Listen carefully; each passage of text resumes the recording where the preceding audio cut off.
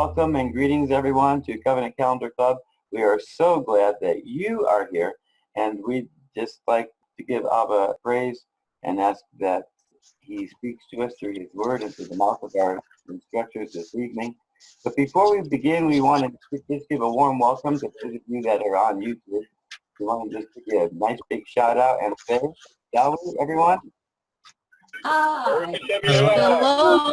Greetings. Welcome. Glad you're here. Hello. And with that said, we're going to go ahead and get started. Okay. Tim isn't with us tonight, not yet. He's traveling back to Ontario. So just a second here. Let me get going. And he said he would join if he possibly could. So wherever he is, maybe he can join us a little bit later, and that would just be wonderful. He helped me a lot this week on this PowerPoint, and this study is especially interesting because of the wave sheaf and exactly where the wave sheaf has to be placed. So there's no doubt in anybody's mind ever again. So I hope you enjoy part 2. This is actually to kind of link into what the studies have been with Joshua and the sickle and Enoch, just kind of linking a little bit. We'll have a little bit of Enoch here tonight. We're looking at part 2 of Joshua and his first observance of the wave sheaf in Canaan. We're going to find some exciting things tonight. It's a carryover from last week, and it's got a nice new facelift. This is the first time that Israel is celebrating Passover in Canaan after over 40 years, and there's some special instructions for the wave sheaf. And we're going to find out tonight exactly what was what, and also a little bit of problems that happen with some of the other popular calendars.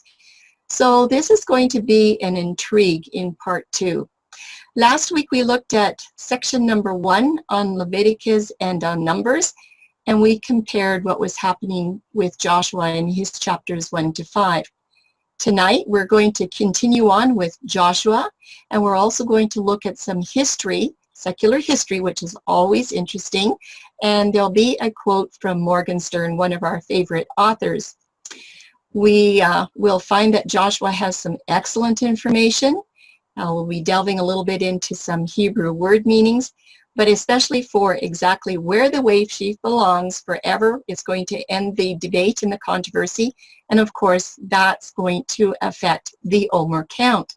And like I said, we are going to look at a very interesting statement from the Hebrew Union College in the United States. I think it's in Ohio. Joshua's statements have proven to us in our last study of part 1 that the Passover and the weekly Sabbath were both on Abib 14.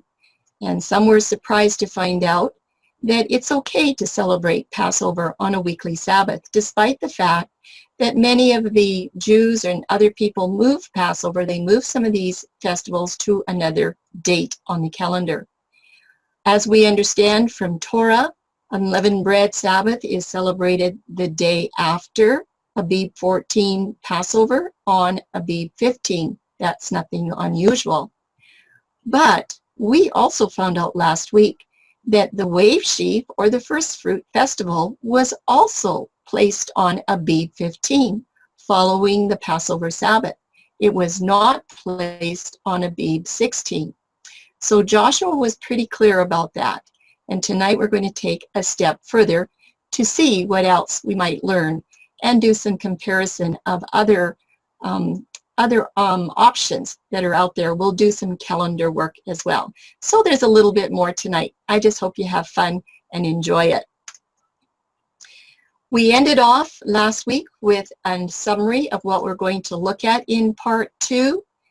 The first item that was on the list was with the wave sheaf and the first Sabbath of unleavened bread, both on the same date of Abib 15. One of them has to take priority. Which one is it going to be? Number 2, which of these 2 feasts, the wave sheaf festival or the unleavened bread one, is the backbone to our salvation? We're going to look at that as well. And number 3, a really short little section, on how shall the correct method for counting the omer be determined so that we make sure we have it right. It's a really special count. And the last that we're going to look at tonight is what is the tradition of how Wave Sheaf, that wonderful festival, became married to Abib 16. And there's lots of feast camps that don't even really recognize Wave Sheaf or first fruits. They just kind of carry on with their Passover festival and ignore Wave Sheaf altogether. But how did it get married to the Abib 16 date? We're going to look at that. We shall see what history has out there and find out why not everybody knows this information.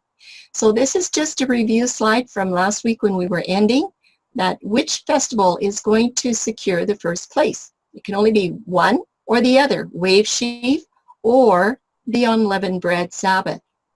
And we all know that every feast and festival is of utmost importance, whether it's an annual Sabbath or not. But in Joshua's account, it's very interesting because he has two festivals that are sharing the same date of Abib 15. And like you all know by now, it's the first Sabbath of unleavened bread. We know that one's always on Abib 15, but Wave Sheaf is also on Abib 15. As far as I know, this is the only testimony in the whole scriptures where we find this documentation. So the question is, will Joshua give priority to one of them? Will Joshua make the right choice? And does it matter if he makes the right choice or not? At least it does matter to me.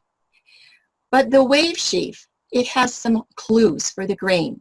And to understand the importance of Wave Sheaf in the first fruit, it's really helpful to investigate the grain in the land of Canaan. And I do believe that Tim is going to be breaking that open a lot more in his Joshua study. The grain does hold clues to help us to understand how the Wave Sheaf was fulfilled in Yahushua's life. This is the first recorded time of Israel celebrating the full spring festival. Now remember, there is no scriptural account for the celebration of the Wave Sheaf festival in the wilderness. The instructions were, when you come into the land, this is how you're going to celebrate Wave Sheaf. But Yahuwah had promised the Israelites that when they got there, the grain of the land would be ready for harvest upon entering the land of Canaan. But, he said, all of the grain that you find there, whether it's old or new, whether it's wheat or barley, it is off limits. You cannot eat it. You cannot use it for personal purposes. You can't use it for unleavened bread for your Passover meal until after the Wave Sheaf ceremony has been celebrated. Those instructions were very, very clear. Very special instructions for the Wave Sheaf. There is one command that is extremely significant, and it's even recorded 2 times so that you sit up and pay attention. It's the terms until and another term on this same day. They're very, very important to understand. So we're going to do a little comparison between Joshua 5:11 and Leviticus 23:14 to see if they agree. This is what it says in Joshua 5:11. And they ate of the stored grain of the land on the morrow after the Passover. They ate unleavened bread and roasted grain on the same day. On the same day as what? Well, we're going to find out that Joshua was following the Torah command very, very carefully. This is what it has to say in Leviticus 23:14. And you do not eat bread or roasted grain or fresh grain until the same day that you have brought an offering to your Elohim, a law forever throughout all your generations in all your dwellings. And I'm pretty sure that if all of us would read that really slow, we would understand it very well what the instructions were. Now, in some versions, it says the same day. In the King James Version, it says the self same day. but they have the same definition. So we just want to look at this definition. It is numbered 6106 etzem, and it's from 6105, which means a bone. This term, self-same day or the same day, has a meaning of a bone, something that is strong, by extension, like the body. Something is strong in the body. The substance of this body is strong, and it has life. It has strength. So there's something in this terminology that is telling us that there's something strong here to look at. Well, let's take this a little bit further. On this same day is a very important phrase.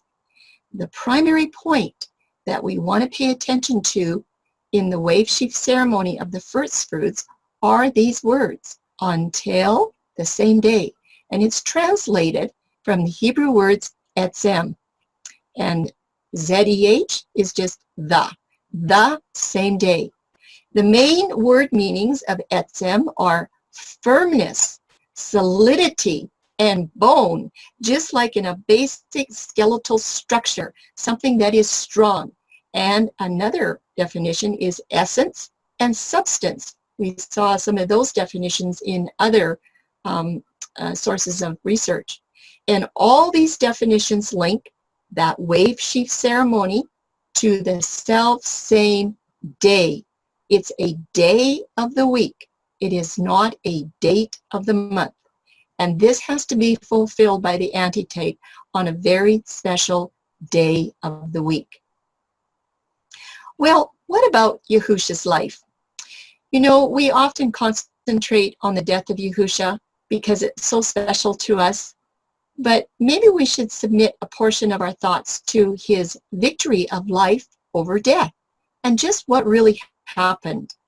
Yes, after Yahusha died, there is another single event, and it was commanded to be observed every single year, and it was actually signed and sealed, and it was forever etched into our salvation for eternity. What was that event? That for 1,500 years before the cross, the people were supposed to know what was going on. What about his life that was accepted? Yahusha's death would have no meaning had he not presented himself before Yahuwah, and it was here that Yahusha's sacrifice was accepted as absolute perfection. There wasn't one thing wrong with it. And there's another Melchizedek covenant connection and fulfillment right here. It's just lots of interesting things. What is contained in this life support system until etzem, or until the very same day? Don't forget, it's until the very same date, not until a very same day, not a date. There's a difference between the two. When the wave sheaf first fruit presentation and acceptance was fulfilled before Yahuwah within the Melchizedek covenant, what's going on with this until the same day? Well, this event was the complete embodiment, that skeletal bone structure that is so strong, which was, and it still is, the quintessential substance, and it's the essence of our salvation. There's something really important here for all of us to understand.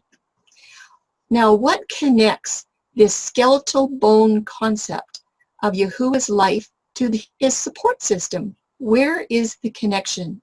Yahusha alone is salvation's administration center for life. Everything comes under him. He's the head and we're the body, right? He's the one that has the strength and we come under him. And this factor was finalized through Yahuwah's acceptance of Yahusha as the first fruit on the Feast of the Wave Sheaf. It was the first cycle of the week following the seventh-day Sabbath, and it was during the Passover festival. Yes, Yahusha's skeletal bone distribution system has a purpose for everyone, you and me.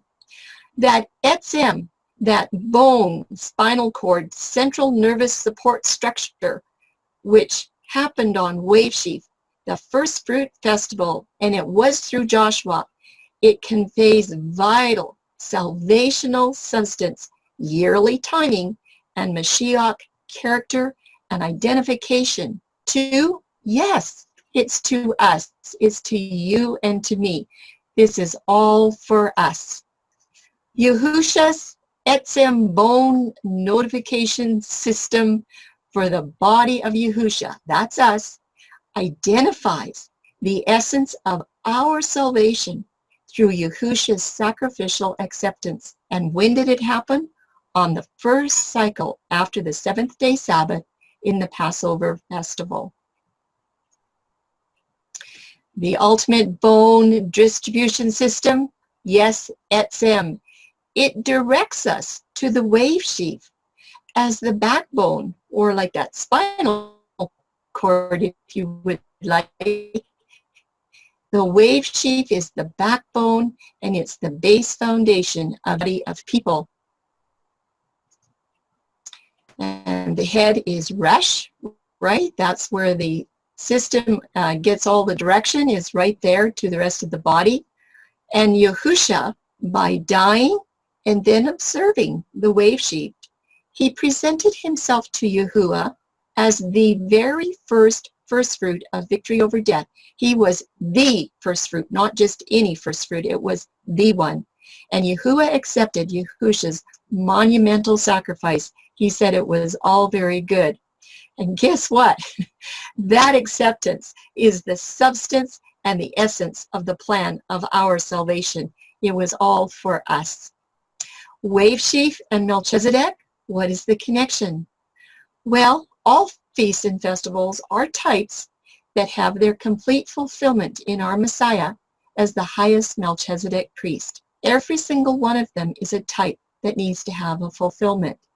And through that premier type of the Wave Sheaf Festival, that first harvest purposely confirmed the standard for Yahusha as being the antitype on his Wave Sheaf Day to be the principal first fruit for all mankind. And this happened in Canaan just after they crossed the Jordan River. That was where this all began. Yahoo, right? Anyway, yes, Melchizedek is the first fruit. This event looked forward to the time when Yahusha would ascend to receive Yahuwah's announcement of whether or not his blood sacrifice fully paid the requirements of our death penalty. He had to go and find out. There couldn't be one single mistake. And the actual cycle of the week where that wave sheaf type was truly fulfilled by the antitype was only on the very next first cycle of the week, and that would be Sunday in Roman terms, after the crucifixion event. That's when the wave sheaf was fulfilled. Good news. The timing of the resurrection and ascension, I just want to work on this a little tiny bit, because I have found that there's some people that have these two terms mixed up. We don't want to confuse them.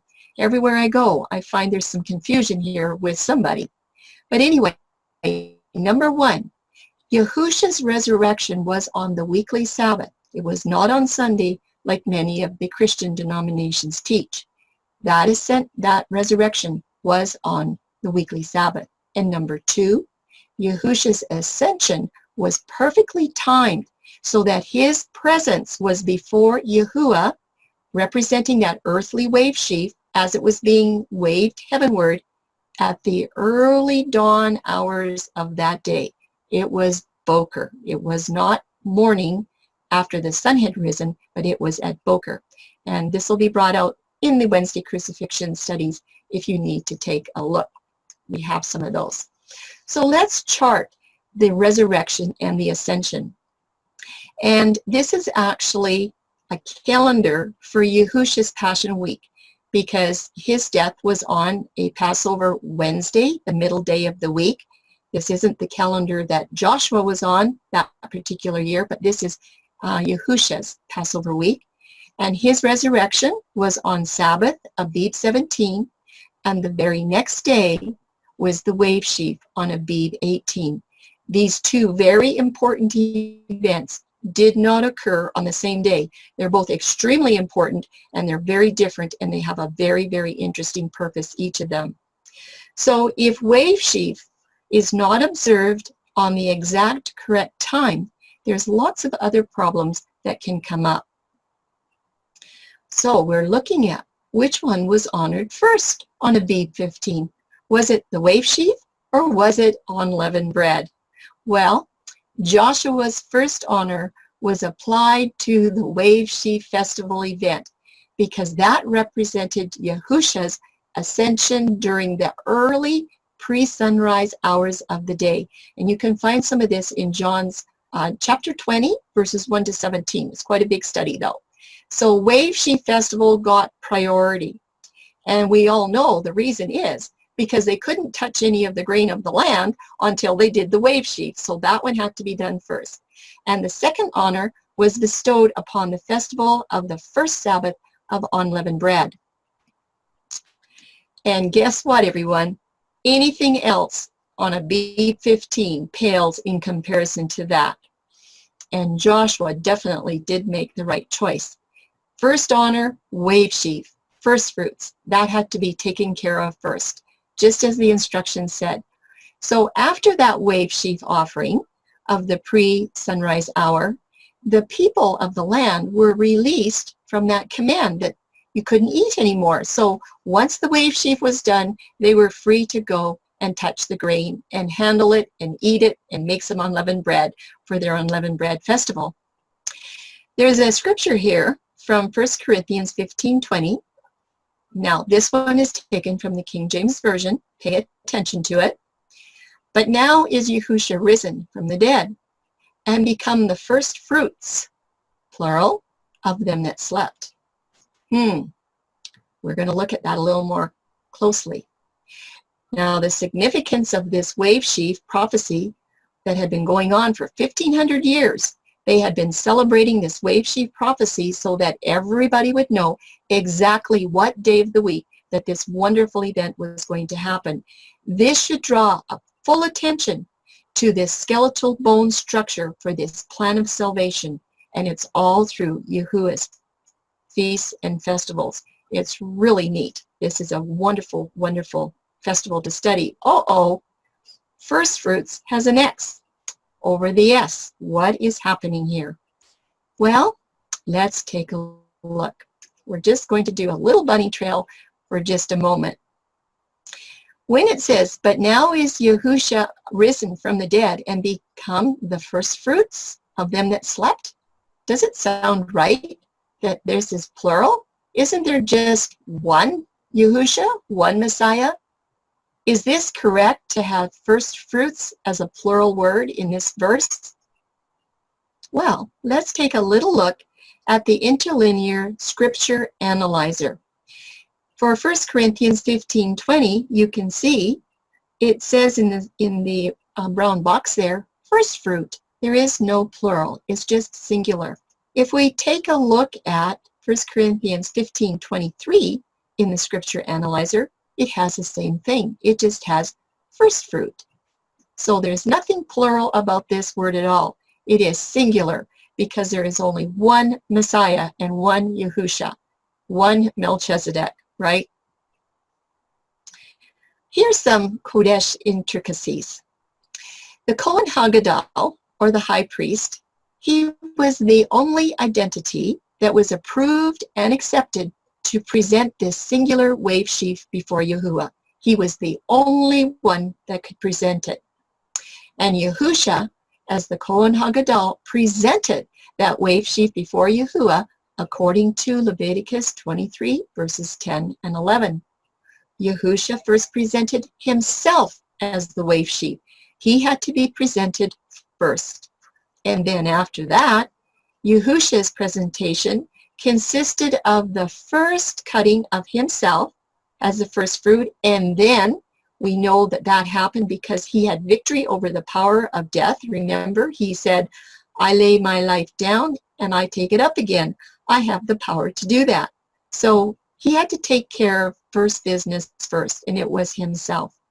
And Hebraically, the word fruit is not seen in Leviticus 23 as the wave sheaf. You will see it there in the fall harvest, but not in the spring harvest. So we're going to look at two applications next around this topic of this etsem, this skeletal bone structure of our salvation, Yahusha the Melchizedek. Just a little bit of work on some applications. I'm sure there's many, many more. Well, we all know that Yahusha was the first fruit. He had to be first before anybody else. Yahusha was the wave sheaf. And guess what? Yahusha was the Kohen Hagadol. He was the high priest in every function, no matter if he was wearing the glorious garments or just the plain white linen garments. He is the priest in every function. And of course, Yahusha is also the one who sends the Ruach HaKodesh for you and for me. The second of two applications of this etsem, this skeletal foundation, just very briefly, Yahusha, as the Kohen Hagadol, waves his sheaf contribution before Yahuwah. Well, what is it? This wave sheaf consisted in plurality, many individual stalks of wheat. Well, that has to be us, you and me. In 1 John 4:13, we read, "Hereby know we that we dwell in him and he in us, because he has given us of his Spirit." So he's waving that sheaf that is made of many, many, many stalks of the harvest. Yes, Yahusha presented each individual stalk of wheat within that sheaf, and that's representing the people that were raised at the earthquake. You see that in Matthew 27. And that was his first fruit, offering to Yahuwah of the first fruits that he brought. And I'm sure that along with the angels, they were saying, "Worthy is the Lamb that was slain." Yahusha, the first of the first fruit. In the Interlinear Scripture Research Bible, it says it this way: "But now Messiah has been raised from the dead and has become the first fruit of those having fallen asleep." And that makes more sense. And there are other scripture versions that have the correct wording so that we can be in alignment with the Torah commands. So most of the Bibles say first fruits, but this one doesn't, and it's the right one. Yes, Yahusha became the premier first fruit and the principal wave sheaf. And he's the one that offered his personal first fruits as one wave sheaf once. He only did it once. Now, we're just going to take a really short break, and we're going to come back to the wave sheaf topic after we look at just a few events about Abib 16. And I think it's only one slide. But the question is, what? No more manna? We want to look at that before we go any further. This is the last chart in a group of 7 that we've been working on. And on Abib 16, when they woke up on that second cycle of the week, it was a Monday in Roman terms, there was no manna on the ground. And they now have a change of diet in the land of milk and honey. So just a little review for those that might be new. Passover was on Abib 14. It was on a weekly Sabbath. It was a 7-6 Sabbath. That is a weekly Sabbath. It's not a feast Sabbath. And they celebrated Passover at even, just as it says in Exodus. Then, the very next day, we see in Joshua 5:11 on Abib 15, the first thing that they did was celebrate the Wave Sheaf Festival. And then after that, they celebrated the unleavened bread Sabbath, and that's when they got to eat the stored grain of the land on the morrow after the Passover. So that works out perfect. Unleavened bread follows on the 15th, just right after the 14th, and it was also the wave sheaf on the very same day. And just a little review, let's read these verses because it's really easy to remember how these connect together. Leviticus 23:11 and Joshua 5:11. They both are saying about the same thing. In Leviticus it says, "And he shall wave the sheaf before Yahuwah for your acceptance. On the morrow after the Sabbath, the priest waves it. And in verse 14, and you do not eat bread or roasted grain or fresh grain until the same day that you have brought an offering to your Elohim. And this is a law forever throughout your generations in all your dwellings. And then the next day, no more manna. On Abib 16, that was it. They were able to have the grain and the fruits of the land. And it says right in the very next verse of Joshua 5, verse 12, and the manna ceased on the morrow after they had eaten of the old corn of the land. Neither had the children of Israel manna any more, but they did eat of the fruit of the land of Canaan that year. Must have been a wonderful, wonderful day for them to taste the grains of the land one more time.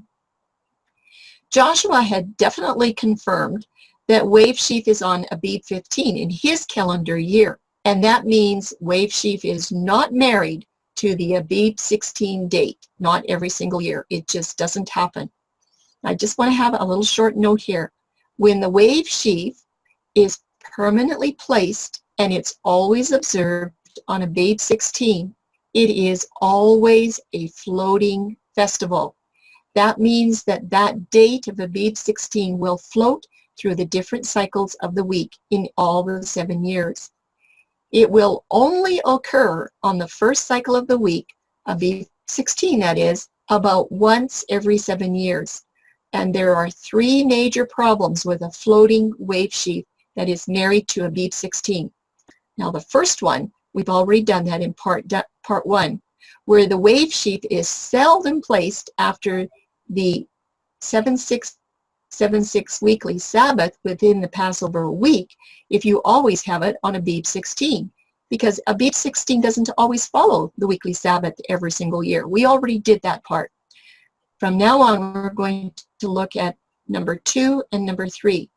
Number 2, Abib 16 wave sheaf activities conflict with the resurrection account. We're going to look at this in what I'm calling a second category, and there'll be 5 examples. We'll go through each one very carefully to see what the problem is when Abib 16 is married to wave sheaf.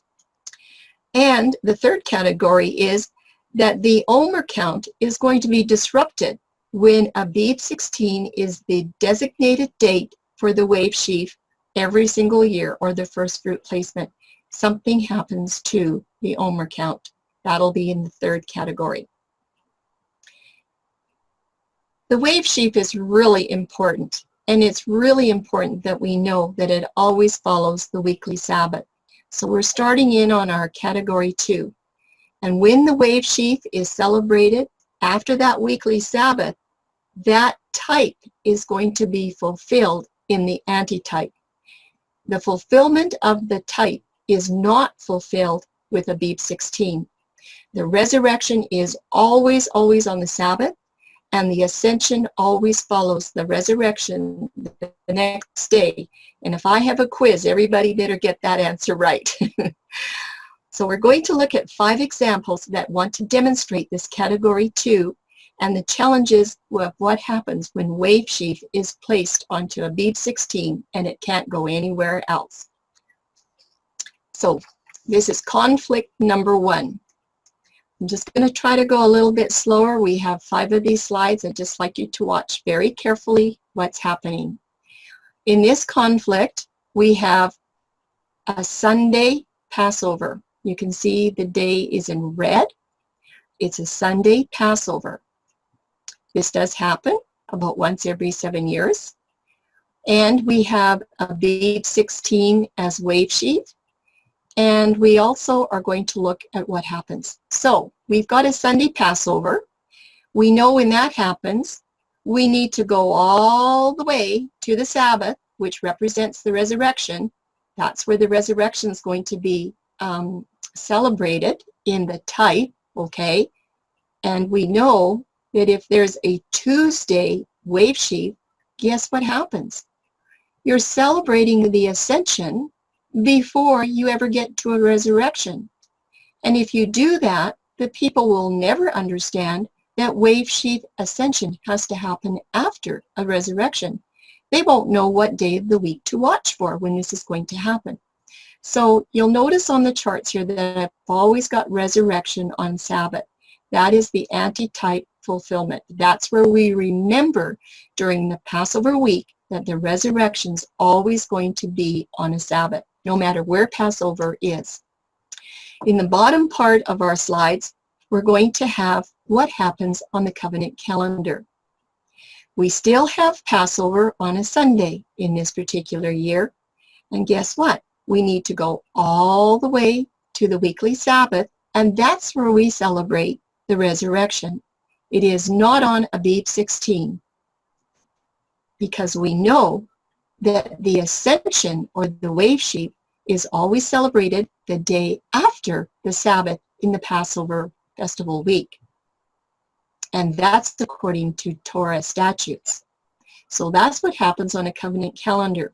We don't have to worry about bypassing the ascension. First we get to the resurrection, and then we know the very next day will be a prophecy. For those people before the cross, it was a prophecy that that's where the ascension was going to happen. Well, let's look at conflict number 2. We're not going to do every single day of the week. We're going to do 4 examples so that you get an idea. This is going to be a Tuesday Passover, or a Passover on the 3rd cycle of the week. And this would be an example of Moses when he was leading the children out of Egypt. That Passover was on a Tuesday. And wave sheaf this time is on a Thursday, because that is Abib 16. Let's look what happens. We start out with Passover. We need to go all the way to the weekly Sabbath, because we know that's where the resurrection has to happen. But unfortunately, we have an Abib 16 wave sheaf that says, no, you have to celebrate me first. But that's the ascension. How can the ascension come before the resurrection? So once again, in a Tuesday Passover on a calendar, Abib 16 is going to fail to prophesy the right day of the week that Yahusha is actually going to wave that sheaf offering. They won't have a clue which day it is. Well, let's look and see what happens on the covenant calendar. Because we had this last year, not this year. Last year was a Tuesday Passover. And this is what happens with wave sheaf on a Tuesday Passover year. We go all the way to the weekly Sabbath, and there we celebrate the resurrection on Sabbath. And sure enough, the very next day is wave sheaf. On Abib 19, it would be the ascension, wouldn't it? It's correctly celebrated after the weekly Sabbath, and that is according to Torah statute. It's really easy. Covenant calendar is so easy. This is conflict number 3. This is about a Friday Passover and a Sunday wave sheaf. Now, there's a lot of people that believe that the cross happened on a Friday. So let's see what this is going to show us. So we have our Friday Passover. We only have one day to go to the Sabbath resurrection. Okay, so we're okay there. There would have been a resurrection. And of course, wave sheaf has to happen the very next day. And that also happens to be Abib 16 when you have a Friday cross. But this time, it's in order. It does have the right order, and it is observed correctly, because wave sheaf is always, always on the 1st cycle of the week. And when you have a Friday Passover, you will have an Abib 16 wave sheaf. So it's being honored according to the Torah statute. But, and you know there's always a but, right? This Friday Passover cannot endorse the scripture's 4th cycle as Yahusha's Passover. The midst of the week is the 4th cycle. This represents the false Friday crucifixion. It is just fiction. It's a figment of somebody's imagination, because this is not when Yahusha died for us. He died in the midst of the week. But there are some years, and in about 2 more years, we will have our Passover land on a Friday. Let's take a look at the covenant calendar. to see what happens. Passover indeed is on a Friday, and sure enough, the next day represents the resurrection. And as we go forward to the next day, it is Abib 16, and it definitely is an Ascension Day, even though it is Abib 16. So there really isn't any change between this example and the one that we just had above. However, we want to be sure and recognize that that sixth cycle Passover, or that Friday Passover, it absolutely does not fulfill the requirements of Yahushua's messianic prophecy for 3 days and 3 nights. 3 days and 3 nights, not parts of 3 days and parts of 3 nights. But this cannot fulfill his messianic prophecy before his weekly Sabbath resurrection. But when Passover lands on a Friday, this is how we celebrate the wave sheaf on the day after the weekly Sabbath. Conflict number 4. This is the calendar year that we had this year in 2019, and this is Yahushua's Passover week, with Passover on the midst of the week or on a Wednesday. And again, we go all the way to the resurrection, and that's where it's supposed to be on Sabbath, but look what happened. Wave sheaf, if it's celebrated on Abib 16, is the day before the Sabbath. And this is Yahushua's Passion Week. This is very serious, because when wave sheaf is placed on Abib 16, how can you possibly have an ascension before you have a resurrection? It doesn't work that way, does it? You have to have a resurrection first.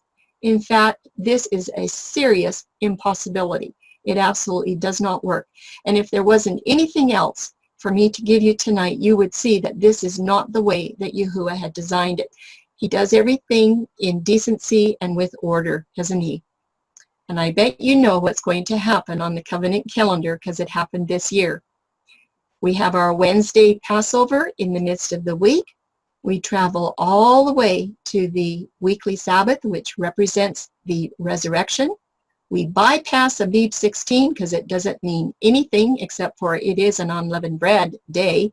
And then the very next day, the first cycle of the week, is celebrated as wave sheaf and the ascension after the resurrection. This particular set here, it honors the full 3 days and 3 nights in Yahushua's death. It terminates with his Sabbath resurrection, and then the very next morning at Boker, his ascension on the first cycle for wave sheaf celebration. And Abib 16 pales in comparison, and it removes the backbone of this whole study for the wave sheaf festival. And it's only number 4 that follows every detail and fulfills the Torah statutes perfectly. This is the only way you can ever observe wave sheaf properly and correctly and know that you're being blessed. We're going to look at another example, but first I want to do an introduction, because it's a little bit to do on Enoch Zadok Spring Festival dates, and it's partial review. The evidence here that is from their slide, it lists dates for Passover, unleavened bread, and first fruits. You can see that. And they have Passover on the 14th day of the month. They have their unleavened bread days between the 15th and the 21st. And they have first fruits on the 26th of Abib. But there is nothing here to indicate what the resurrection timing, not on this slide anyway. You would have to go and look for it. But I was looking through some of their slides to see if there was anything that would indicate the resurrection timing on an Enoch calendar. And just as a little side note, I just want to just put this here for you to think about. I didn't want to do a bunch of slides, but manna ends on Abib 16. And look at their first fruits. It's 10 days later, okay? What does Enoch offer for food to the people until Abib 26? Because they were not allowed to touch the grain of the land until after the wave sheaf. And we already found out from Joshua 5:12 that the manna was no more on Abib 16. So I'm not sure if they were on a 10-day fast or what, but that's something to think about and just to ponder a little bit. Well, I went looking for some information, And you can see the website there at the bottom. It's Enoch and History 33 AD at wordpress.com. And it has a little bit of a summary of the spring festival dates. The evidence lists the 3 days and 3 nights beginning with dawn twilight on Abib 15 to dawn of Sabbath Abib 18. Let's read it in the red box. He was in the grave 3 days and 3 nights, just like the sign of Jonah. The ending of the 14th day at twilight. Okay, so the 14th day has ended, and the twilight is going to be the beginning of the 15th day. That's what it says.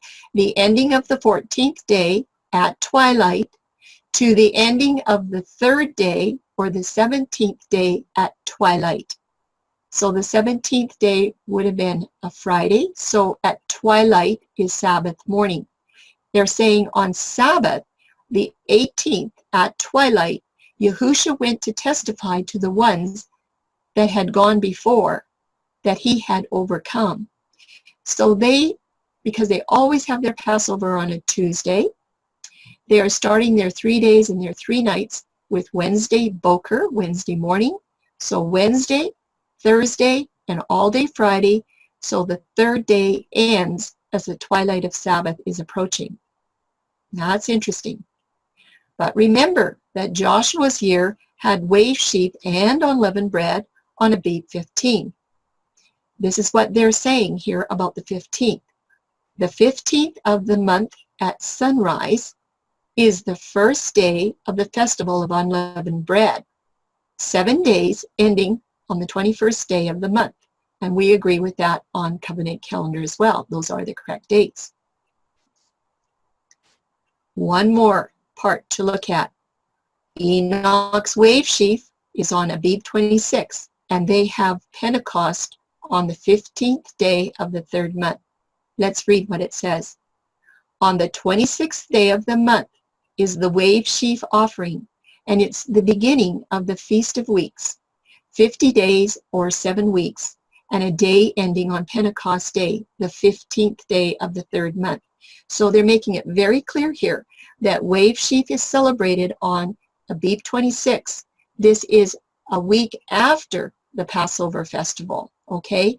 And they're specifying that Pentecost must be on the 15th day of the 3rd month. Now, we're not going to do that part tonight, but we're going to finish that part with Joshua and the sickle in part 3 and just find out exactly why, everyone, why Enoch wants to have their first fruits on Abib 26. They have a very good reason, whether it's right or wrong. They have a very good reason. So let's continue on. We're going to chart Enoch's evidence. I'm calling it conflict number 5. Every single year, they have a Tuesday Passover. They start their year on a Wednesday, the midst of the week, because they say that's the day that the lights in the sky were commissioned with light. So that's always the first day of the week. We don't quite understand how they reason that, but every single year, Tuesday the 14th is Passover. Then they start their 3 days and their 3 nights at twilight of the 15th, and they go all the way and say that the resurrection of Yahusha was at Boker on Sabbath morning, and it would be Abib 18 on their calendar. Okay, so the resurrection is stretched to the Sabbath morning twilight of Abib 18. So they do have a Sabbath resurrection, and that's what we're saying as well. We're showing you these things because right now, as far as we understand, the Enoch calendar is the closest counterfeit to the covenant calendar that we have found. One more point, the first fruits, it is not following the weekly Sabbath in the Passover festival week on Enoch's Abib 19.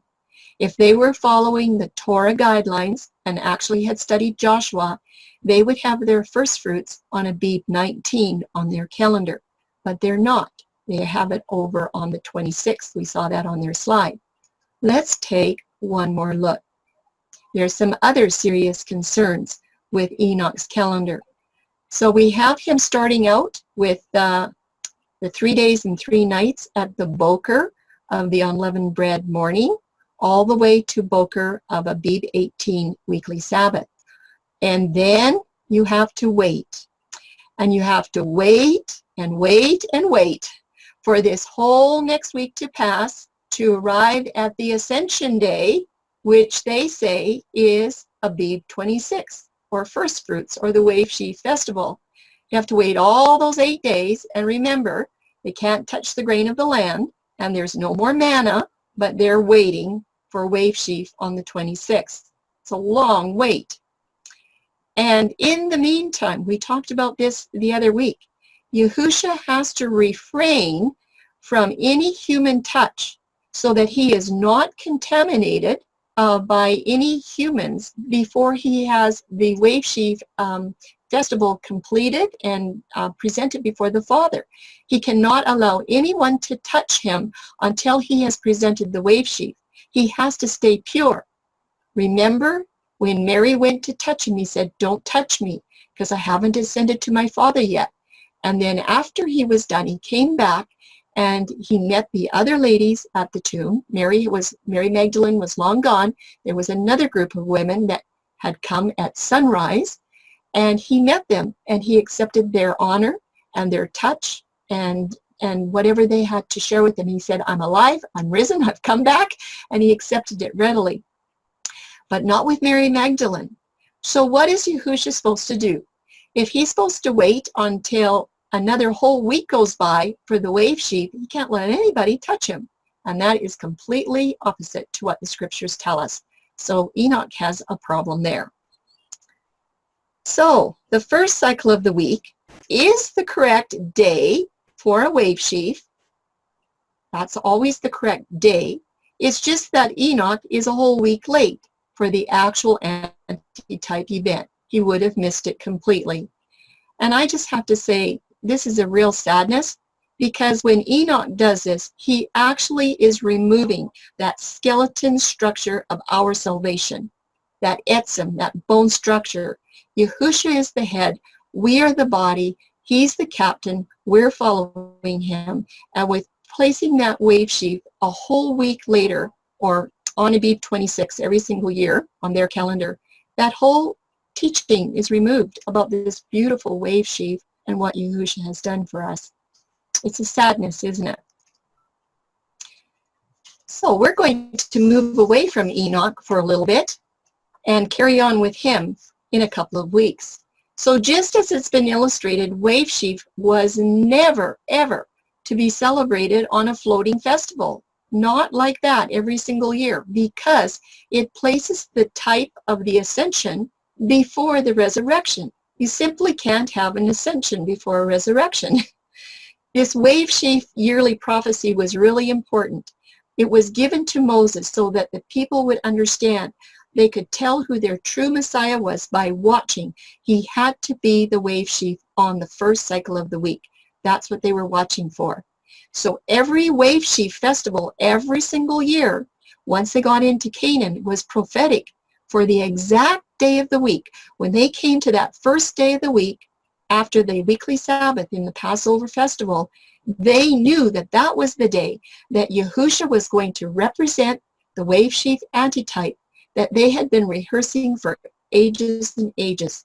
The prophecy was going to be fulfilled when Yahusha, as the premier Wave Sheaf and the first fruit, would go and present before his Father his Wave Sheaf and himself.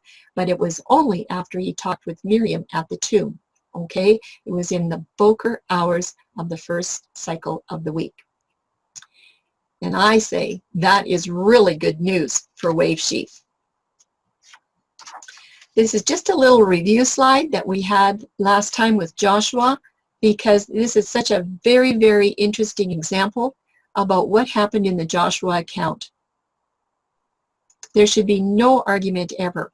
When you have an Abib 14 Passover every single year, the very next day, Abib 15, is always the first unleavened bread Sabbath, period. That everybody pretty much knows that. Okay, but number 2, in Joshua's account, the 7th day Sabbath was a Passover. And when you have a 7th day Sabbath, after or on the Passover, then you always have the wave sheaf following that seventh-day Sabbath in the Passover festival. That's the way it is every single time. Wave sheaf always follows the seventh-day Sabbath. You go and find it, next day is wave sheaf. But Joshua 5:11, he fulfilled both of the calendar statutes in absolute perfection, all rolled up into one. It's just really exciting. I want to read Joshua 5:11 again. It's such an important verse. And they did eat of the old corn of the land. On the morrow after the Passover, they ate unleavened cakes and parched corn on the selfsame day. So we're talking here about two morrows, the morrow of the wave sheaf and the morrow of the unleavened bread Sabbath. There's two of them, but they both fall on the same day. The first one is the wave sheaf morrow after the Passover, and the second one was the unleavened bread Sabbath, and it also was the morrow after the Passover. The 15th is always the morrow after the 14th. But it was the wave sheaf that gave permission to the people to eat the grain of the land. So then you can work backwards, and you can find out that in the year of Joshua, Abib 14 Passover was on a seventh-day Sabbath in Joshua's year. Doesn't happen that way every year, but it was in his year. It's really interesting. He shares his testimony with us. So the highlight of the wave sheaf, it was a ceremony and a prophecy, and it meant for 1,500 years that the moment of that pre-sunrise light, it marks Yahuwah's skeletal bone structure plan for every single person. And then at that time, Yahusha, and he's the wave sheaf and he's the first fruit, he's going to completely fulfill every requirement for the whole plan of salvation when? On that day. And that is when our death penalty was fully satisfied and recognized through Yahusha, the highest priest of the Melchizedek order. Does that information illustrate to you how and why the Wave Sheaf Festival is so important for us? You know, when we found this out, we just went, wow, that is just like so neat. This Wave Sheaf Festival is just one of our favorites now. Before, we never knew what it meant until we studied out Joshua. So I want you all to be aware of any error that gives honor to Abib 16, because that festival, when it's married to Abib 16, it has absolutely no scriptural foundation whatsoever. And also be aware of this, any suggestions that say permission to eat the grain was not in effect till Abib 16. Because if that was the case, this suggestion is going to eliminate the word usage of the same day. And it's in there 2 times. Why? Because Israel was given permission to eat the grain of the land on the same day that the grain was used for the wave sheaf offering. And yes, they took that grain, they harvested it, they threshed it, they ground it, and they baked it. And they had unleavened bread that day for their unleavened bread festival, Abib 15. So understanding the wave sheaf is a really important part of Joshua's study and the Torah statutes right to the end of time. We'll just do a little review slide here where Joshua is confirming that celebrating wave sheaf has a priority before honoring the first Sabbath of unleavened bread when the two land on the same date. And it's way more significant because wave sheaf is a prophecy given about 1,500 years in advance of when Yahushua was going to ascend heavenward.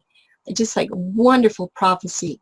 And that celebration of wave sheaf, we believe it should never be ignored and it should never be forgotten. So at Passover next year, when wave sheaf comes along, you'll know exactly what it means.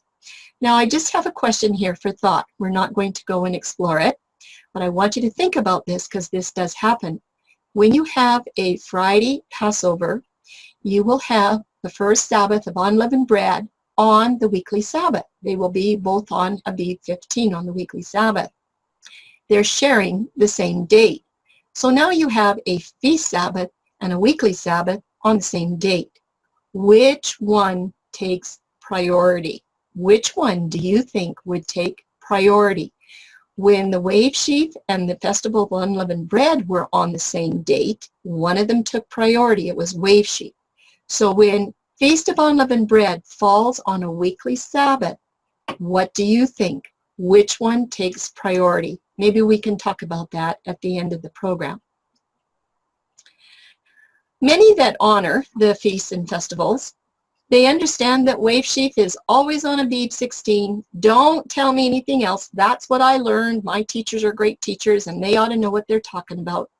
In other words, when Wave Sheaf is married to Abib 16, then it's going to be floating on any day of the week from year to year, and we've seen that happen on 4 examples.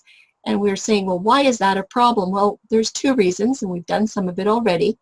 By statute, Wave Sheaf always have to follow the weekly Sabbath every single year. And we know, just by looking at the calendar, that Abib 16 doesn't follow the weekly Sabbath every single year. It's not a possibility.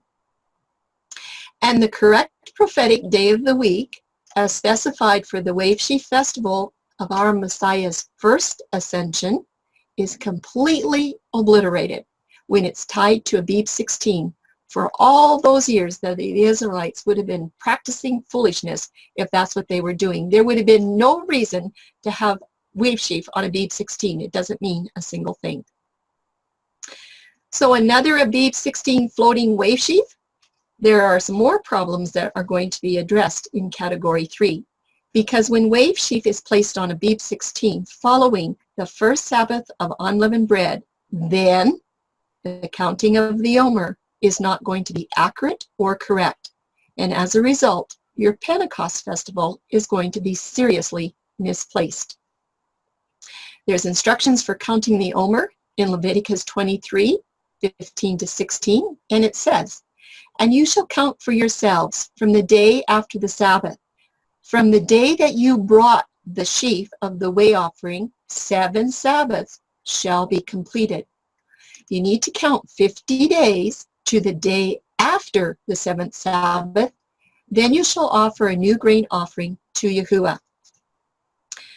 And Pentecost can only follow a 7th-day Sabbath because there are no other annual Sabbaths anywhere around it, no other holy convocations, even close to that point in time, for a 50th cycle to follow after.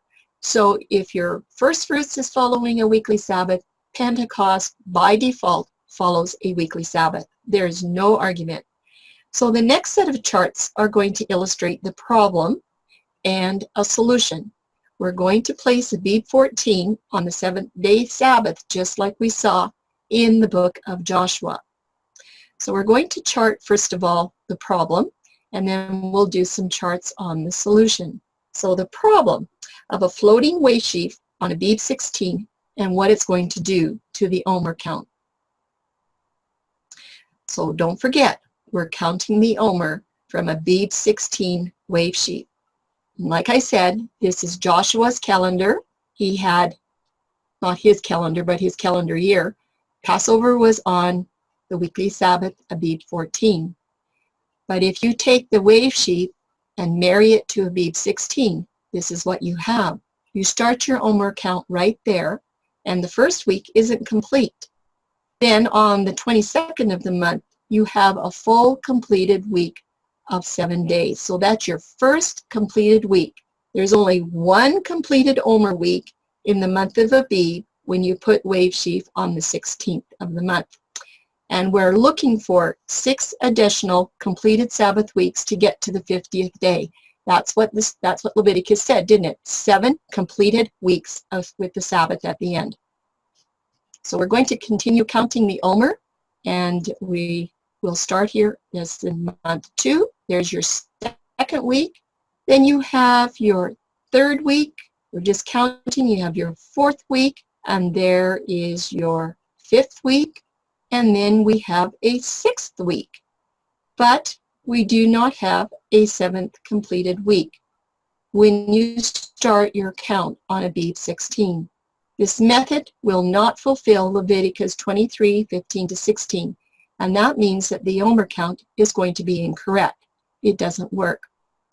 I just want you to notice that this 50 50th day is also not following a weekly Sabbath. It's following the first cycle of the week. And remember, Pentecost has to follow a weekly Sabbath. Now, I also want you to take note of this gray block here. It's the 18th day of the second month. Up here, I've got the first day of the month in a green, month 2. And then down here in week 6 is the first day of the third month. But look here, we have an 18th day in the second month. It is the 33rd day of the Omer count. We're going to do this in quite a bit of detail in the historical account, okay? So just keep that in mind. Let's go to our solutions in a second set of charts where we're going to place the wave sheaf where it's supposed to be and see if this solves our problem for the Omer count. So this time we have Joshua with his Passover on the Sabbath, the 14th. Wave sheaf is on Abib 15, and that's where our Omer count starts at number 1. And we go through, right to the Sabbath, we have our first completed week. This is just counting our second completed week. So we have 2 completed Omer weeks in Abib already. We're going to take the days 29 and 30 into the next month, and we're going to see if we have another completed week. Yes, we do. There's our 3rd week, and then we have a 4th completed week, and a 5th completed week, and a 6th completed week, and then a 7th completed week, 7 Sabbaths, and then Pentecost on day 50 on the cycle following the Sabbath. We have 7 perfect completed Omer weeks. Everything's perfect. It's easy. It's not hard to do. That's the Torah instructions. So Joshua confirms that when the wave sheaf follows the weekly Sabbath, beginning your Omer count with number 1, there's going to be 7 perfect completed weeks to the 50th day of Pentecost. It's not hard. Even a child can do it. But here's a question. Does Pentecost have anything to do with H7676? That is the number for the weekly Sabbath. Does Pentecost have anything to do with that number? Let's go back to this very important note that we had last teaching. This is again, it is Joshua's Passover on Sabbath the 14th. And a lot of feast camps are placing wave sheaf right there on the 16th. Oh, I see I've got the 17th here. Well, anyway, you'll have to get that fixed up for me, won't you? But anyway, most of the feast camps put wave sheaf following the unleavened bread Sabbath on Abib 16 every single year. But the Torah instructions, along with Joshua's testimony, show that the wave sheaf always follows the weekly Sabbath inside of the Passover festival. It doesn't follow the unleavened bread Sabbath. And we were showing this last time using the Hebrew number 7676, which designates a weekly Sabbath most of the times, and it also is used for a Day of Atonement. But here's the question, everyone. If we did not have these numbers, how would we really know that wave sheaf doesn't follow the unleavened bread Sabbath? If we didn't have those numbers, because those numbers are man-made. Somebody made them up so that we could study the Hebrew. So if those numbers aren't there, what are you going to do? Well, maybe we should just read the Torah instructions. It tells us in Leviticus 23:11 for wave sheaf, and he shall wave the sheaf before Yahuwah for your acceptance. On the morrow after the Sabbath, the priest waves it. But I'd like you to make a note here that this Sabbath could be understood to follow the unleavened bread feast Sabbath if there were no Hebrew numbers to designate it was a weekly Sabbath. What I meant here is that the wave sheaf could be meant to follow an unleavened bread Sabbath. Okay, it could sound that way. Let's see what it has to say about Pentecost in Leviticus 23. And you shall count unto you from the morrow after the Sabbath, from the day that you brought the wave sheaf of the wave offering. So it's telling us about wave sheaf. The day after the Sabbath, 7 Sabbaths shall be complete. Even unto the morrow after the 7th Sabbath shall you number 50 days. and you shall offer a new meat offering unto Yahuwah. So here's a note. Can this Pentecost Sabbath be understood to follow a feast Sabbath if there's no Hebrew numbers to designate a weekly Sabbath in verse 16? Just think about that. Can Pentecost follow a feast Sabbath? If you're understanding Leviticus 23:11 and verses 15 and 16, that's our question, because in Leviticus 23:11, some say wave sheaf does follow the unleavened bread Sabbath. Well, let's take a look. The answer is no. There are no feast Sabbaths in the third month. When the Omer count begins with an Abib 16 wave sheaf date, Pentecost will not follow the weekly Sabbath as Leviticus 23 designates. I should say Pentecost will follow. I've got not in there, and that should not be there, should it? Let's read that again. There are no feast Sabbaths in the third month. When the Omer count begins with an Abib 16 wave sheet date, Pentecost will follow the weekly Sabbath as Leviticus 23:16 designates. So, in 6 of 7 years, it is impossible for a Pentecost count from Abib 16 to follow a weekly Sabbath. It just cannot happen. It won't happen. But let's get back to that very important note, okay? We've had our count of our third, our fourth, our fifth, our sixth, and our seventh completed Sabbaths, and we're finding that if we start with Abib 16 on a Sunday, we will end with Pentecost on a Sunday, and it has to follow a weekly Sabbath because there aren't any feast Sabbaths anywhere in the third month for Pentecost to follow. It's just that simple. So let's get on to our third witness. This is our historical piece tonight, where I want you to remember Abib 18, the 33rd day of the Omer count, because this is a challenge for the wave sheaf placement, and it's going to be a little piece on the historical research. And it's always good to have some historical research to see what happened around this date. How did this get married to Abib 16 anyway? Who did it? Who is the culprit? So you know already the truth of this matter, that wave sheaf is always on the morrow after the weekly Sabbath during the spring festivals, and that is also day one for the Omer count. And Omer simply means sheaf. It's a command for counting the Omer that originates in Leviticus 23:15, and it is a commandment. You are supposed to count the Omer for 7 complete weeks from wave sheaf to Pentecost, and then you have your 50th day. But the tradition is that the wave sheaf festival is always fixed to a Abib 16 date, and it's going to float all over the calendar on any day of the week on any given year. But we want to now look at something new, the counting of the Omer according to Jewish tradition. This is the new part of our study. Yes, Jewish tradition tends to lead the way. The Jewish Omer count from wave sheaf to Pentecost always begins on the 3rd day of the Passover Spring Festival. So the 14th is the first day, the 15th is the second day, and the 16th is wave sheaf on Abib 16, the 3rd day. That's what they're saying. And they have a series of restrictions that arise during the period of counting the Omer up to what is called Leg Ba Omer, and it translates as the 33rd day in the count of the Omer. And here's the tradition, that you have to mourn the first 33 days up until the 34th day in the morning. So you have a 50-day count, and you have to be in mourning, in sadness, for over half of the time of the Omer count. Sounds kind of drastic to me. And for the Jews, a large portion of the 7-week counting period is just mourning, not being happy at all, and looking forward to what's supposed to happen on that 50th day. And it ends with this festival called Lag Ba Omer. I don't know how to say it properly, but anyway, what is it?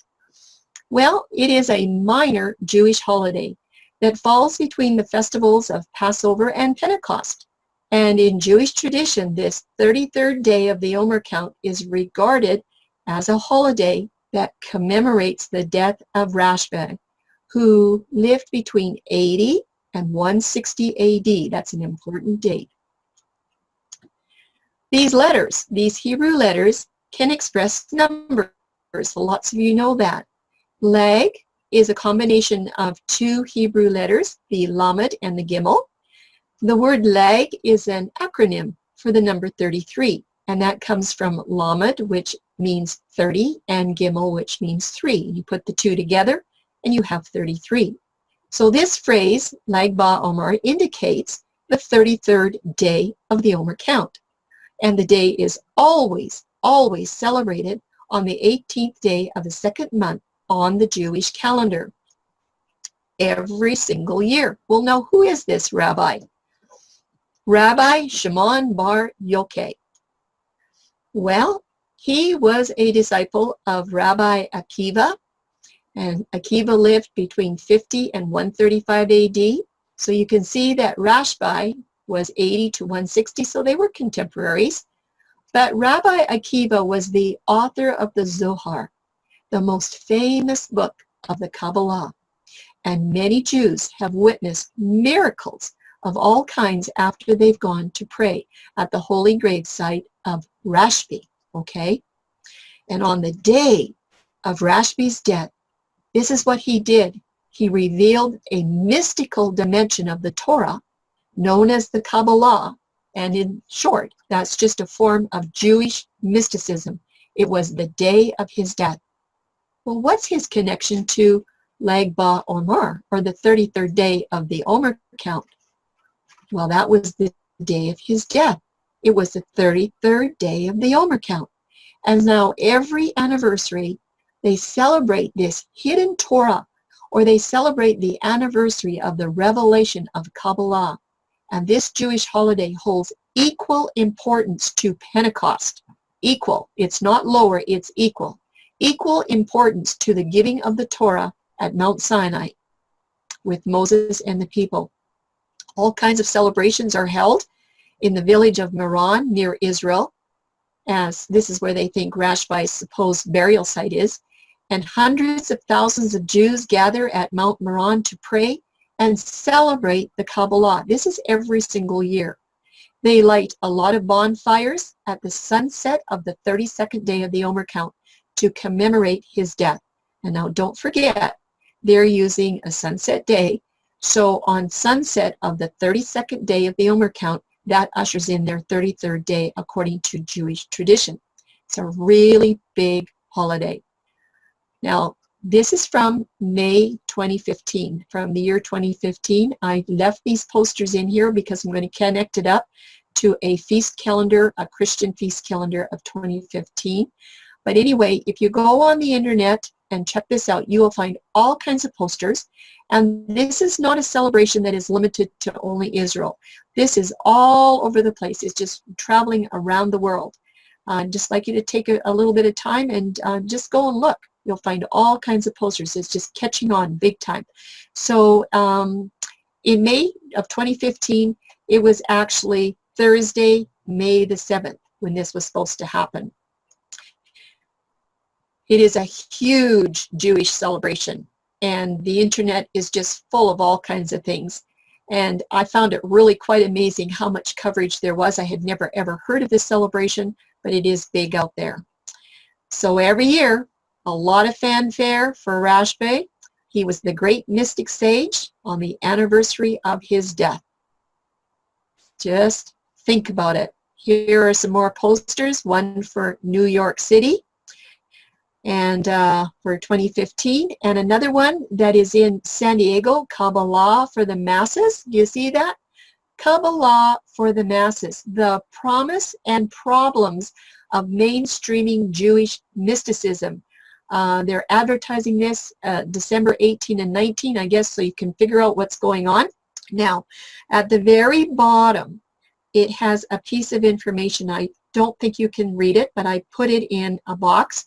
This is what it says: excellence in the study and the teaching of Kabbalah and Jewish spirituality. So if you want to know all about this, there's lots on the internet, and it is growing by leaps and bounds. Well, Kabbalah, we still want to know how Rashbai's death got connected to this wave sheaf. Now, I haven't researched it, but it could be that in the year that Rashbai died, the Jews could have actually been celebrating wave sheaf on the first day of the week, according to Leviticus 23, because it would have landed on the first day of the week one of those years. I haven't gone and checked it out. But that means that the 33rd day of the Omer count would still be on the 18th day of the second month for that year only in that year. And he died on the 33rd day of the Omer count. That is a mystical number that's very interesting. So now you count back for nearly 1,860 years. Rashbai is being honored as the saint on every 33rd day of the Omer count. And this day always links to Abib 16 as the wave sheaf, even if it isn't the true wave sheaf. It always goes back to Abib 16. His death changed the correct timing of the wave sheaf. And this is how wave sheaf became permanently married to Abib 16 instead of following the Torah instructions. And like I said, in that particular year, it could have been that wave sheaf was actually on the first cycle of the week, the way the Torah says. But when it got married to Abib 16, if Abib 16 was on a Sunday that year, it doesn't fall on the first cycle every single year. We all know that. Our birthdays don't fall on the same day every single year. It always moves. So since that time, the 33 days are always counted back to Abib 16, so that Rashbai's death is always celebrated on the 18th day of the second month. However, this event not only became a problem, but now it's widely accepted by everybody that's when wave sheaf belongs. It's an accepted counterfeit, just like sunset is an accepted counterfeit for creation's day start. Nobody even thinks about going to check it out to see if it's the right date or not the right day. So I would like to encourage all of you to be willing to challenge every teaching that you see to see if it links with tradition or with Torah, because some of the things that we're holding are still tradition, and we just ask Yahuwah to reveal to us what those traditions are still embedded into our schedules and everything that we do. Well, should covenant Torah keepers observe this 33rd day of the Omer count? And I say no, never. This holiday is not a Torah command, and it's derived entirely from rabbinic and occultic tradition. And everything about this celebration is linked to those mystical writings of Kabbalah. You know what? Rashbai didn't acknowledge Yahusha as Messiah. He didn't want to have anything to do with him. And Kabbalah is a deceptive system of thought, and it seduces people into denying that they are sinners and that they even need salvation. In fact, they really think they're divine beings. They don't need anybody to save them. They don't have any need of a savior.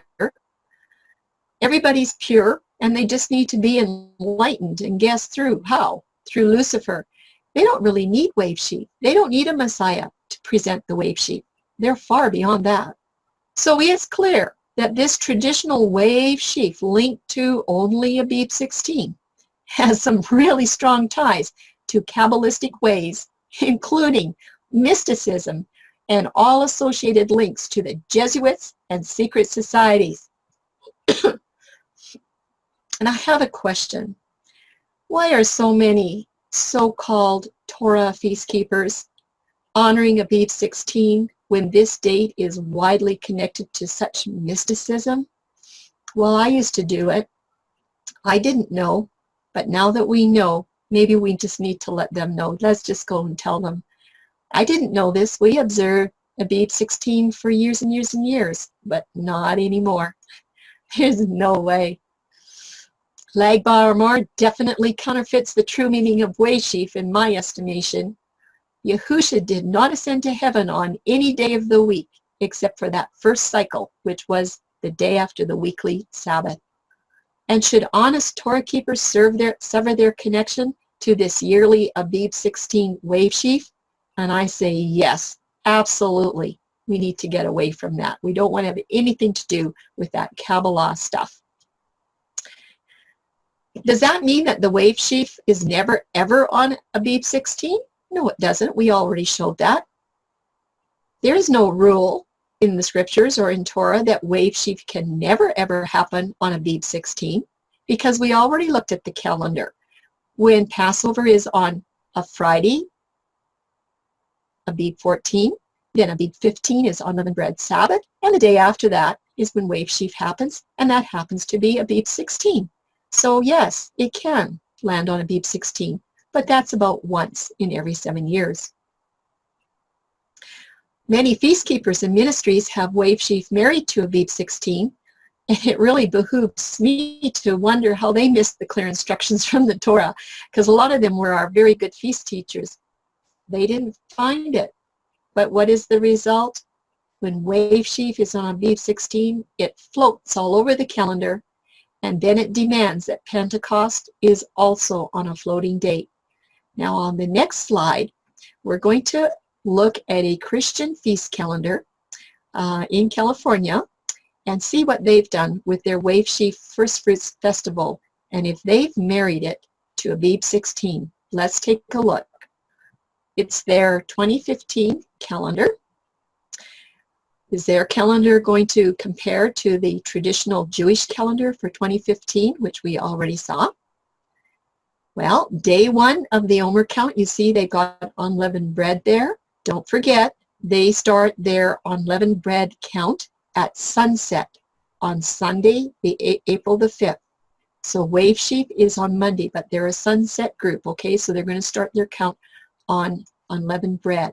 So there's our count on the sidebar there. The first week you have 1 to 7, then you have days 8 to 14, then you have Omer count 15 to 21, and you have Omer count 21 to 26 in the month of April 2015. But we're still looking to see if day 33 of the Omer count is going to land on Thursday, May the 7th, 2015, exactly like it did on the Jewish calendar. I have April up there. You can see the count. And when we look in May, we'll finish the count for Omer on the 1st and 2nd is 27 and 28. On May 3rd, 29, 30, 31, 32, and look what happens on May the 7th is the 33rd day of the Omer count. This Christian calendar, this Christian feast calendar, does favor Lag BaOmer, which begins at sunset on May 6th. May 7th is the 33rd day. Christian feast keepers that are following this Jewish calendar likely don't know that the 33rd day of the Omer count pays respect to that great mystic sage Rashbi of the Kabbalah. Secret societies, mysticism, Luciferianism. But when they find out, we do hope that they will change their wave sheaf to the way that the Torah asks them to follow the instructions of the first day after the weekly Sabbath, just like Moses did, and how he wrote his instructions for Joshua to follow. And here's the quote we've all been waiting for, the endorsement from Julian Morgenstern of the Hebrew Union College. He's a very respected man at Indiana. I want to read this quote to you. It is quite long, but see what he has to say. Here we go. Actually, the legislation for the bringing of the Omer, the first sheaf of the new annual crop, is recorded in only one passage of the entire Pentateuch in Leviticus 23, 9-16. This legislation provides that the Omer is to be waved before Yahweh by the priest upon the day following the Sabbath. The basic difficulty here is the determination of the precise dating implicit in the term, the day after the Sabbath. The customary interpretation, accepted by most present-day biblical scholars, is that the Sabbath here is the Sabbath which falls within the week of the Passover Matzot festival. Did you hear that? Within the Passover week. Not like Enoch outside. Such too was the interpretation given of old to this term by three quite ancient Jewish sects, the Samaritans, the Boethicians, and the Karaites. This would imply, of course, that the day of the bringing of the Omer was always a Sunday. And also, since the counting of the 50 days which intervened between the day of bringing the Omer and the Shavuot festival commenced upon a Sunday, the latter festival also would fall always on a Sunday. And I believe I can say a great big yes to Morgenstern, because that's absolutely in line with the Torah as written by Moses. We thank you, Julian Morgenstern. Besides the history, Morgenstern's testimony and the witness of the Exodus account in chapters 12 of the Passover, 16 of the quail and the manna, and then 19 and 20 of Mount Sinai accounts of Passover to Pentecost between those three chapters. Joshua also confirms that the wave sheaf is not married to Abib 16. It is on the day following that, which is the day following the Sabbath of unleavened bread. He says wave sheaf is always placed within the Passover festival, contrary to what Enoch has to say. And what does Paul ask us to do in Ephesians 5? I really love this passage. He says, "For once you were in darkness, but now you are light in Yahuwah. Walk as children of the light. For the fruit of the Spirit is in all goodness, righteousness, and truth, finding out what is acceptable to Yahuwah, and have no fellowship with the unfruitful works of darkness, but rather expose them. For it is shameful even to speak of those things which are done by them in secret. But all things that are exposed are made manifest by the light. For whatever makes manifest is light." Exposing those things of darkness, secrets, Kabbalah, mysticism, secret societies, Luciferianism. We are to expose them. It's very possible that there's a lot of people that don't understand this, and they are in complete darkness as they consistently celebrate wave sheaf on Abib 16. But Leviticus 23, along with Joshua and Exodus and the gospel account, expose these unfruitful works of darkness. And once that evidence is brought forth, everybody can make a choice.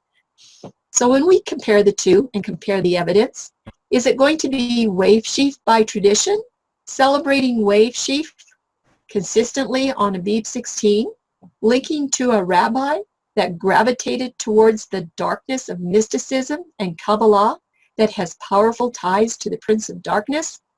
Some celebrate it that way. What about wave sheaf according to the scriptures in the Torah? Celebrated on the morrow after the weekly Sabbath, because it links to our Messiah when he presented himself as the leading first fruit after his resurrection. Wave sheaf links to that ascension event, a powerful victory for his children. This is extremely significant, and it's really important because it is one of the most basic events known to man, providing the foundational bone structure of the plan of salvation. There are choices for a wave sheaf festival.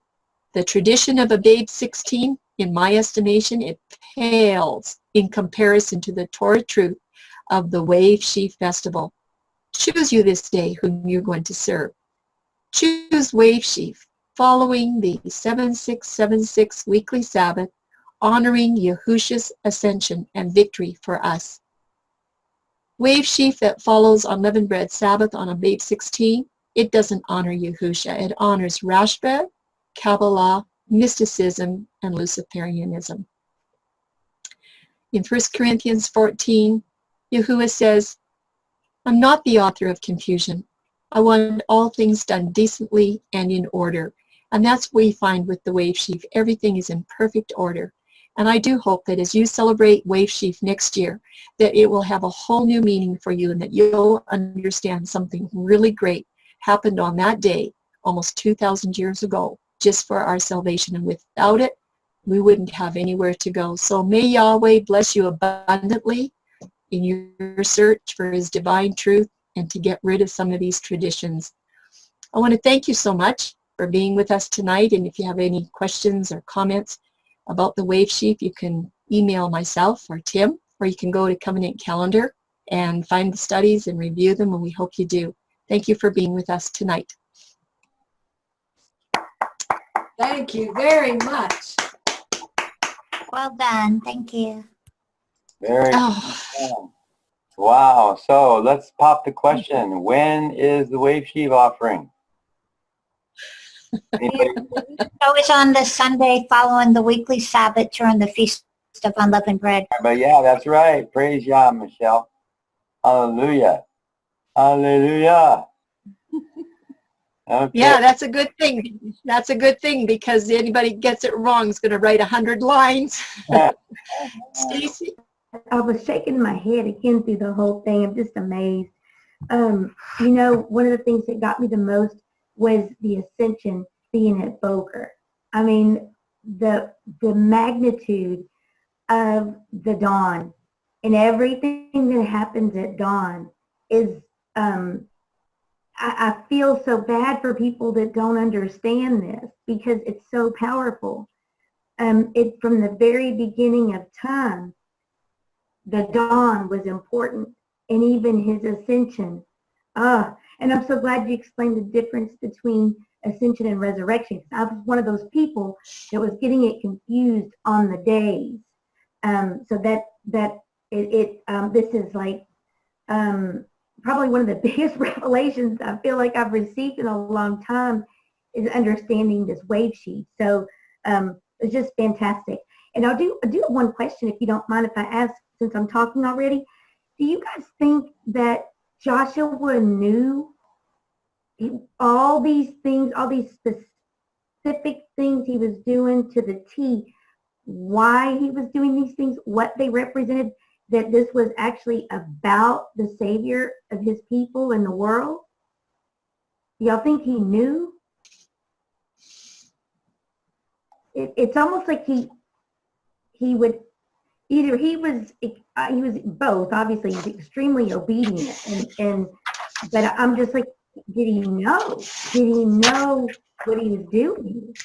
Yeah, I think he knew in the revelation he had at the time that it was the high priest that would wave those before the Father. And whether he knew at that time that ultimately the high priest was Yahusha. Whether he knew that or not, wow.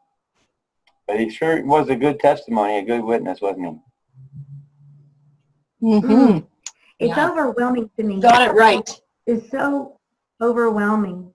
I just this whole thing just gets me emotional, because it always goes back to him.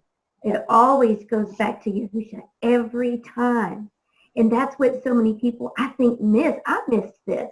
I missed so much of this. I knew that the feasts were his story, but the depth of it is it's just so edifying. I just thank you guys so much for teaching us this. And that's all I have. Great. Praise you. You're welcome. Casey, thank you for the question, the comments, your what's the word I'm looking for? Appreciation for the truth. It blesses all of us. So, thank you. Any other questions or comments? Charlene, I have a comment. When you said that makes a lot of sense with don't touch me. I mean, that's just like, Yeah. that's powerful, man. If you said just a little bitty nugget, don't touch me. Mm-hmm. Yeah. So I can't be defiled by nothing, no flesh, no nothing. I'm going to conquer this no matter what. Don't touch me. That's crazy. That's like, you're talking about detail. That's detail.